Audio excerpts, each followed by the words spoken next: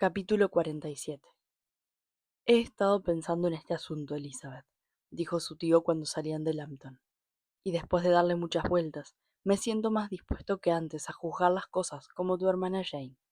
Me parece tan poco probable que un joven maquine semejante plan contra una muchacha que en absoluto carece de protección, ni de amigos, y que, de hecho, se alojaba con la familia de su coronel, que no puedo sino inclinarme a esperar lo mejor.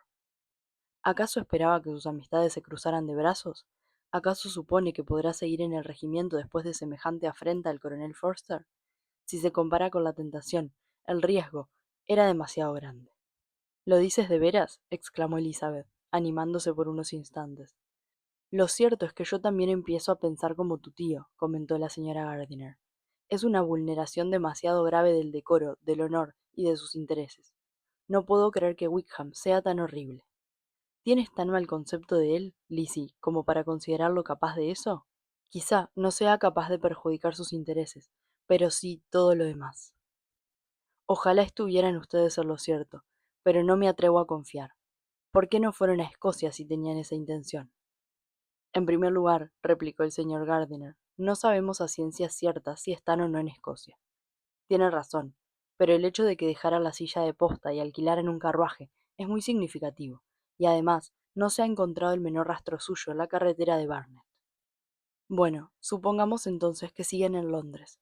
Tal vez estén allí con el único objetivo de ocultarse. No creo que ninguno de los dos disponga de mucho dinero, y quizá se les haya ocurrido que casarse en la ciudad sería más barato, aunque más lento que hacerlo en Escocia. Pero, ¿por qué tanto misterio? ¿Por qué ese temor a que los descubran? ¿Por qué esa boda secreta? No, no creo que la celebren. El mejor amigo de Wickham, según Jane, está convencido de que nunca albergó el propósito de casarse con ella. Jamás contraerá matrimonio con una mujer sin dinero. No se lo puede permitir. ¿Y qué tiene Lidia a su favor? ¿Qué atractivos, aparte de juventud, salud y buen humor, para que Wickham renuncie por ella a la posibilidad de mejorar su posición con una buena boda? En cuanto a la influencia que puedan tener sobre él las críticas del regimiento por fugarse con Lidia de un modo tan deshonroso, no estoy en condiciones de juzgarlo, ya que ignoro qué consecuencias podrían derivarse de un acto así. En lo que se refiere a su otra objeción, me temo que es fácilmente rebatible. Lidia no tiene hermanos que puedan defender su honor, y después de ver cómo es mi padre, su indolencia y la escasa atención que siempre ha parecido prestar a lo que ocurría en su familia, supongo que Wickham imaginaba qué haría y pensaría lo menos que puede hacer y pensar un padre ante semejante situación. Pero, ¿crees que Lidia está tan enamorada como para acceder a vivir con él sin pasar por la vicaría? ¿Puede haber perdido el juicio hasta tal punto? Eso parece, respondió Elizabeth con lágrimas en los ojos. Y es realmente terrible poner en duda el sentido del decoro y la virtud de una hermana en una cuestión así. Pero lo cierto es que no sé qué decir. Tal vez sea injusta con ella. Lidia es muy joven, nunca se le ha enseñado a pensar en cosas serias, y lleva 6 meses, mejor dicho, un año, dedicada única y exclusivamente a divertirse y presumir. Se le ha permitido vivir en la ociosidad y entregarse a las mayores frivolidades, y adoptar las opiniones que le diera la gana. Desde que la milicia del condado se acuarteló en Meryton, solo ha tenido en la cabeza amores, coqueteos y oficiales. A fuerza de pensar y hablar sobre el tema, ha conseguido dar una mayor intensidad a sus sentimientos, que ya son lo bastante fogosos por naturaleza. Y todos sabemos que a Wickham no le faltan atractivos para conquistar a una mujer. Pero ya ves que Jane, dijo su tía, no piensa tan mal de Wickham como para creerlo capaz de semejante vileza. ¿Acaso Jane ha pensado alguna vez mal de alguien? ¿A quién iba a creer capaz de algo así, fuera cual fuera su comportamiento anterior, mientras no existieran pruebas en su contra? Pero Jane sabe tan bien como yo quién es realmente Wickham. Las dos sabemos que ha llevado una vida disoluta en todos los sentidos, que carece de integridad y de honor, que es tan falso y mentiroso como seductor.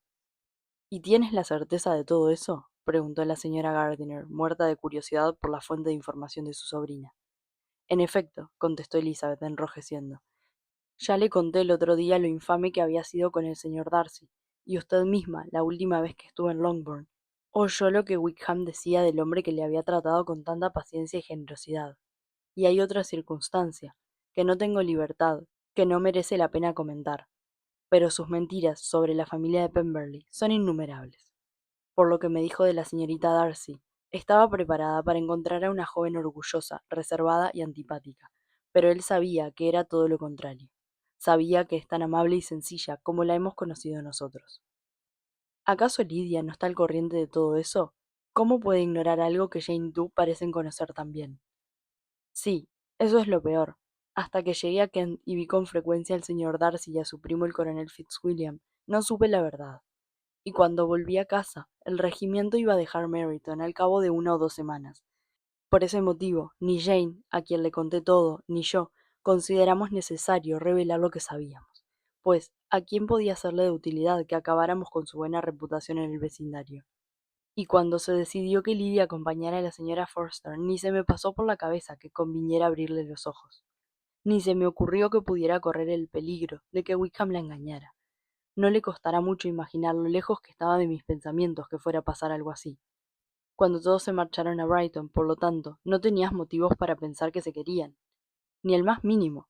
No recuerdo haber visto entre ellos la menor muestra de afecto, de haber existido algún indicio. Ya sabe que en nuestra familia no hubiera pasado inadvertido. Cuando Wickham se enroló en la milicia, Lidia estaba más que dispuesta a enamorarse de él, pero a las demás nos ocurrió lo mismo. Todas las jóvenes de Meryton y los alrededores perdieron la cabeza por Wickham los 2 primeros meses, pero como él nunca mostró la menor predilección por Lidia, tras un periodo razonable de exaltada y delirante admiración, los sentimientos de mi hermana se enfriaron, y otros oficiales del regimiento, más atentos con ella, volvieron a adueñarse de su corazón. A pesar de lo poco que podía aportar a sus temores, esperanzas y conjeturas dar tantas vueltas a aquel interesante asunto, es comprensible que durante el trayecto ningún otro tema lograra acaparar mucho tiempo su atención. Elizabeth no podía pensar en otra cosa. Presa del remordimiento, la más martirizante de las angustias, fue incapaz de encontrar un solo momento de olvido o de sosiego. Viajaron tan rápido como les fue posible, y después de pasar la noche en la carretera, llegaron a Longbourn al día siguiente a la hora del almuerzo. Para Elizabeth fue un consuelo pensar que la espera de Jane no había sido muy larga. Los pequeños Gardiner, atraídos por la aparición de una silla de posta, les aguardaban en la escalinata de entrada, y cuando el carruaje se detuvo ante la puerta, la jubilosa sorpresa que iluminó sus rostros y recorrió sus cuerpos, empujándoles a dar toda suerte de volteretas y saltos, fue una primera muestra de la cariñosa bienvenida que les esperaba. Elizabeth se apeó de un salto, y después de besar apresuradamente a cada uno de sus primos, entró con una exhalación en el vestíbulo, donde Jane, que bajaba corriendo del dormitorio de su madre, estuvo al instante con ella. Las dos hermanas se abrazaron cariñosamente con los ojos llenos de lágrimas, mientras Elizabeth preguntaba si sabían algo de los fugitivos. Todavía no, contestó Jane, pero ahora que ha venido nuestro querido tío, confío en que todo se arregle. ¿Nuestro padre está en Londres? Sí, se marchó el martes, como te decía en la carta. ¿Y han tenido noticias de él a menudo? Solo una vez. Me mandó unas líneas el miércoles para decir que había llegado bien y para darme su dirección, como yo le había pedido encarecidamente que hiciera. Añadía que no volvería a escribir hasta que tuviera algo importante que comunicarnos. ¿Y nuestra madre, qué tal está? ¿Cómo están todas? Nuestra madre se encuentra bastante bien, aunque de lo más alterada. Está en el piso de arriba, y se alegrará muchísimo de verlos. Todavía no sale de su habitación. Mary y Kitty, a Dios gracias, están perfectamente. Pero, ¿y tú? ¿Cómo estás tú? Inquirió Elizabeth. Te veo tan pálida. Qué mal lo has tenido que pasar. Su hermana, sin embargo, le aseguró que estaba muy animosa. Y la conversación que las dos sostenían mientras el señor y la señora Gardiner saludaban a sus hijos concluyó cuando todo el grupo se acercó a ellas. Jane, alternando las sonrisas con lágrimas, fue corriendo a dar la bienvenida y las gracias a sus tíos. Cuando todos estuvieron en el salón, el señor y la señora Gardiner repitieron las preguntas que ya había formulado Elizabeth, y enseguida descubrieron que Jane no tenía nada nuevo que contarles. La esperanza de un final feliz, sin embargo, acariciada por la bondad de su propio corazón, aún no la había abandonado. Seguía confiando en que todo acabara bien. Cualquier mañana llegaría una carta de Lidia o de su padre, explicando su proceder y anunciando, tal vez, la boda. La señora Bennet, a cuya habitación subieron todos después de conversar unos minutos, los recibió exactamente como era de imaginar, con lágrimas y exclamaciones de pesar, invectivas contra la abyecta conducta de Wickham, y quejas por lo mucho que sufría y el poco caso que se le hacía, culpando a todo el mundo menos a la persona que, con su excesiva indulgencia, había alimentado en primer lugar los horrores de su hija.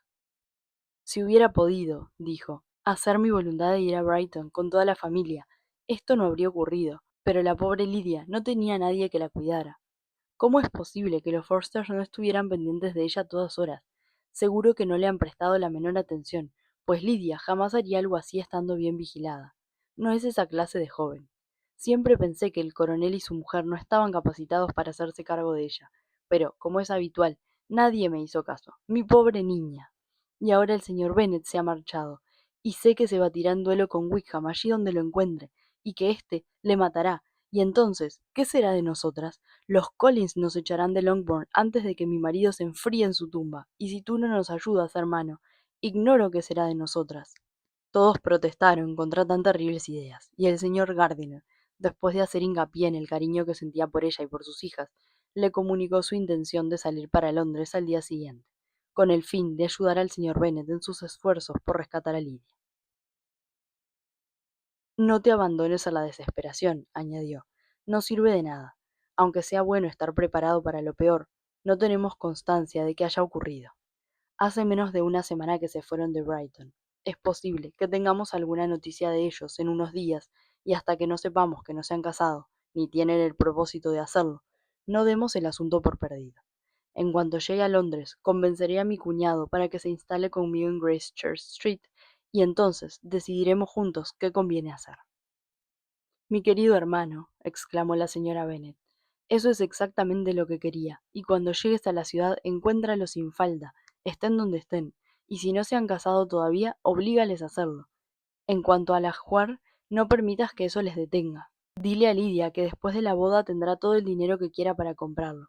Y sobre todo, impide que el señor Bennet se bata en duelo. Explícale el estado tan deplorable en que me encuentro, y que me muero de miedo, que tengo tales temblores y convulsiones por todo el cuerpo, espasmos en el costado, dolores de cabeza y palpitaciones que no logro descansar ni de día ni de noche. Y dile a mi querida Lidia que no elija sus vestidos antes de verme, pues ignora cuáles son las mejores tiendas. Eres tan bueno, querido hermano. Sé que lo arreglarás todo. El señor Gardiner le reiteró que se desviviría por ayudarles, pero no pudo sino recomendarle moderación, tanto en sus esperanzas como en sus temores. Y después de hablar con ella hasta que la comida estuvo en la mesa, dejaron que continuara explayándose con el ama de llaves, que se encargaba de cuidarla en ausencia de sus hijas.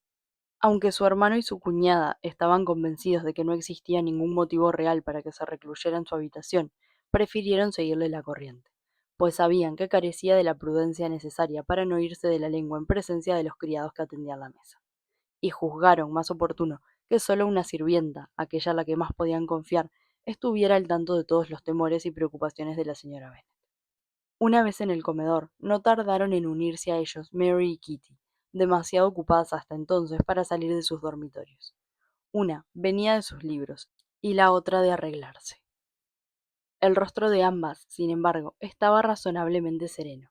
No se advertía el menor cambio en ellas, salvo que la pérdida de su hermana preferida o la indignación familiar suscitada por su participación en el asunto hacían que la voz de Kitty sonara más destemplada que de costumbre. En cuanto a Mary, era lo bastante dueña de sí misma para susurrarle a Elizabeth con expresión grave y pensativa, poco después de que se sentaran a la mesa. Qué asunto tan desafortunado, y probablemente será la comidilla de todos, pero hemos de detener la corriente de malicia y verter el bálsamo del consuelo fraterno en el pecho herido de nuestras hermanas. Y al ver que Elizabeth no tenía ganas de contestar, agregó, por muy triste que sea este asunto para Lidia, nosotros podemos sacar de él esta lección tan provechosa, que la pérdida de la virtud en la mujer es irreparable, que un paso en falso supone su perdición, que su reputación es tan frágil como preciosa, y que toda cautela es poca en su trato con personas del otro sexo, que solo merecen desprecio.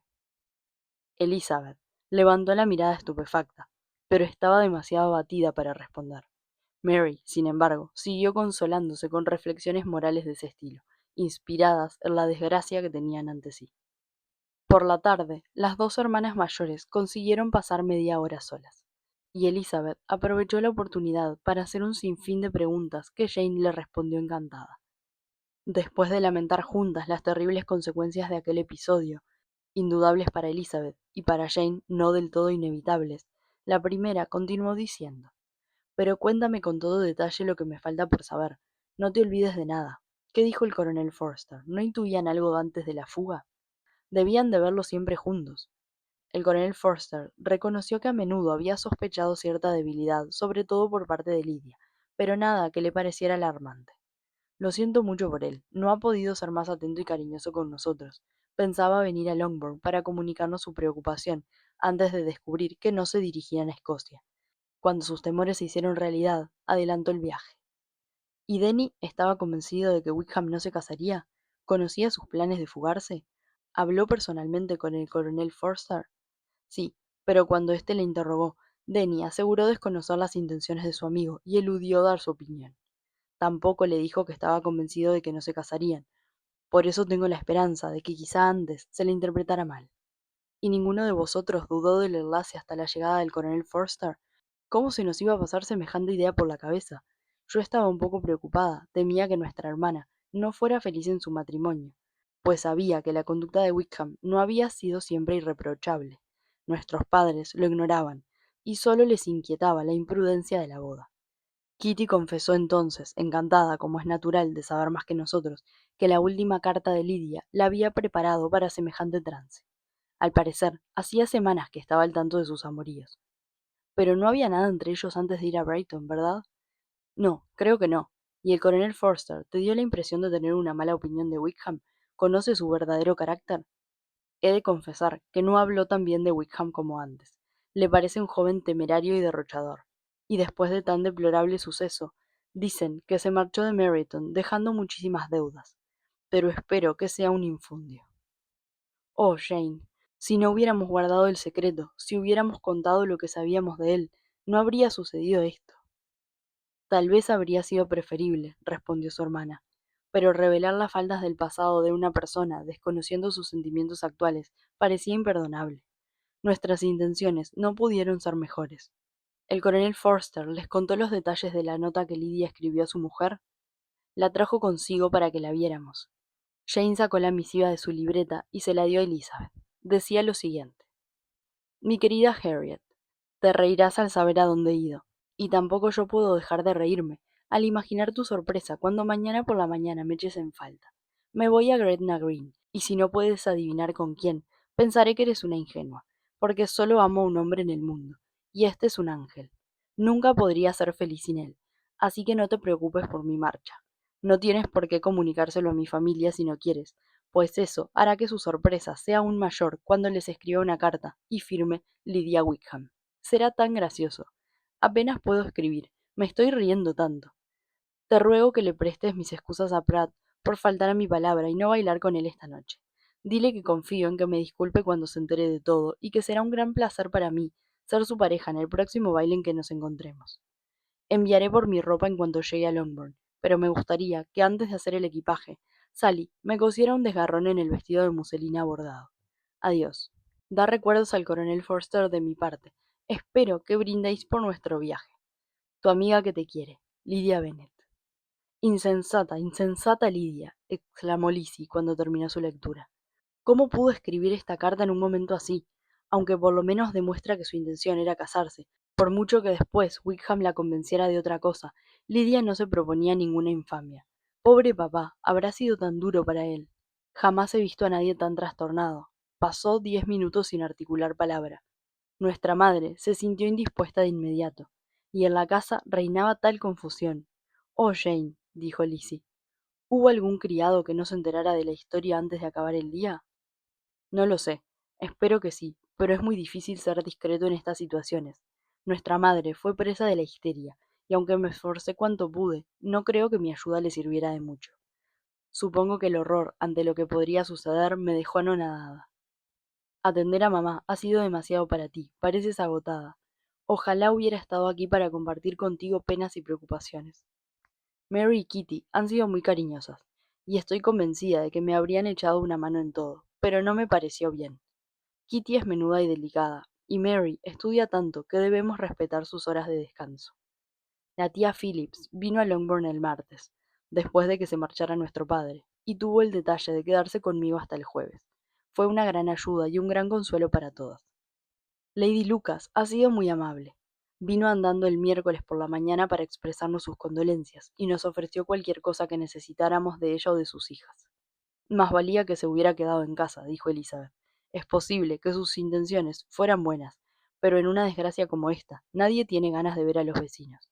La ayuda es imposible, la condolencia insoportable. Que celebren su triunfo sobre nosotros en la lejanía. Acto seguido, preguntó qué planes tenía su padre mientras estuviera en Londres para encontrar a Lidia. Tengo entendido que pensaba ir a Epsom, respondió Jane, el último lugar donde cambiaron los caballos, y hablar con los postillones para intentar descubrir algo. Su objetivo principal era averiguar la matrícula del coche de alquiler que los recogió en Clapham. Al parecer, había llegado de Londres con un pasajero. Según nuestro padre, quizá alguien se fijara en que un caballero y una dama pasaban de un carruaje a otro, y era en Clapham donde debía investigarlo. Si lograba saber en qué casa había dejado el cochero a su cliente, preguntaría allí, y confiaba en que no fuera imposible encontrar la parada y la matrícula del carruaje.